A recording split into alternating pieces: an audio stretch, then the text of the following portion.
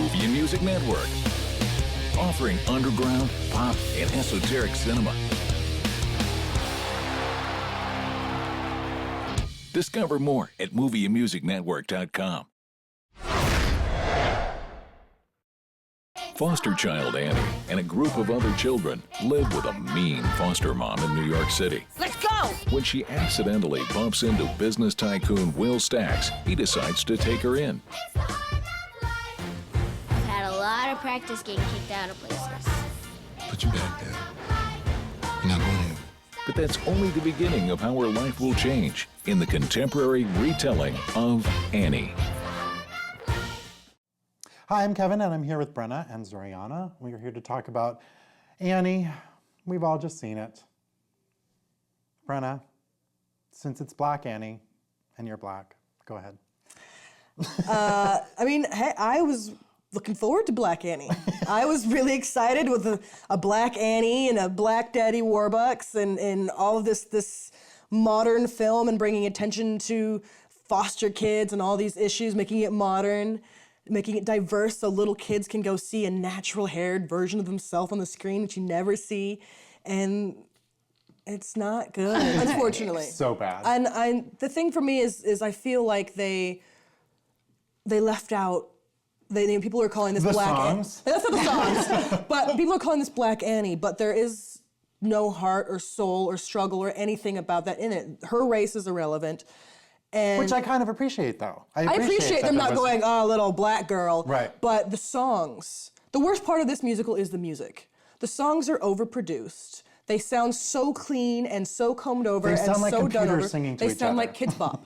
Yeah. It's like a Kids Bop version of a Broadway song. The thing about musicals is you go because you know the songs, you love the songs, you're toe tapping, you're singing along.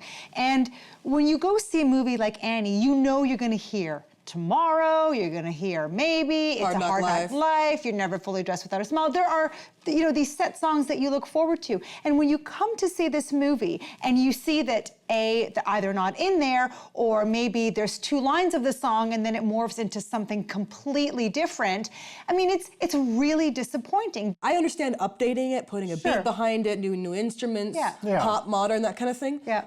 But changing it, sort of destroying what works. Well, it's like, why bother paying for the rights for it if you're just going to make it a new musical? Okay, showtime.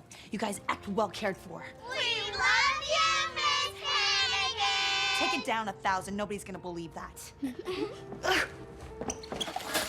Get under here. The thing is a musical number either has to advance the story or at least reiterate what the characters are feeling, kind of like an internal monologue. I felt like the filmmakers here decided that they were just going to hit certain beats that they felt the audience wanted to see in Annie. And the way the actors sing, you could tell that all of a sudden there's a track and they're all of a sudden lip syncing. They don't even look like they're truly singing. Like, make us feel like you're actually singing. It's a hard knock life for us. It's a hard knock life for us. Static treated, we get tricked. Static kisses, we get kicked. It's a hard knock life. Less singing and more cleaning. Everyone was terrible. Everyone was miscast. Cameron Diaz was so over the top. She was one note. This is like Razzie. She was one note, and it was a bad note. She couldn't sing. It was overacting. You mean like her big musical number where she literally crawled on the floor for a second? Little girls. Yeah, it how was she just one sounds. note. Yeah, it was terrible. But the directing was terrible too. Will Gluck did Easy A and he did Friends with Benefits, 2 movies I really like. Yes. And then he does this and it was a mess. Like the musical numbers, they're choreographed terrible. You could not see the choreography. With what little there was. Right. I feel like I feel like the actors couldn't dance. And so they tried to do the most basic choreography that they could. So when it was in there, it felt half-hearted. How's your cholesterol? It's good right now. I'm gonna go downstairs and get some supplies. See you later. Aren't you glad I'm back? 6th ingredient is my jokes. I feel like we haven't mentioned the most important person. Quvenzhané. Annie. You know what, I don't want to speak bad of children because they're kids and, hopefully she won't watch this review. But she's not good. It's not her fault she was cast in this. It isn't, but you're right. But she's not good. She doesn't connect with anybody she is acting opposite against. You could see this blank look on her face. She just is mugging for the camera the whole time. And you never feel anything except for they've told her to be goofy or silly or fun.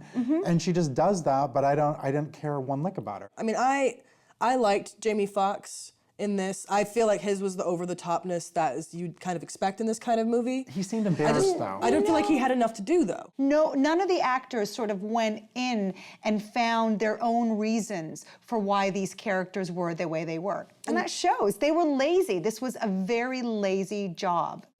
Annie should have been released at Thanksgiving because it is truly the turkey of the year. Skip it. The worst part of this musical is unfortunately the music. However, children will like the Kids Boppy version, so I say stream it. My 7-year-old little girl loved this movie, and to me, that's all that matters. However, as the parent taking her to it, who's an Annie fan herself, this one for me is a skip it. Cheers. Really?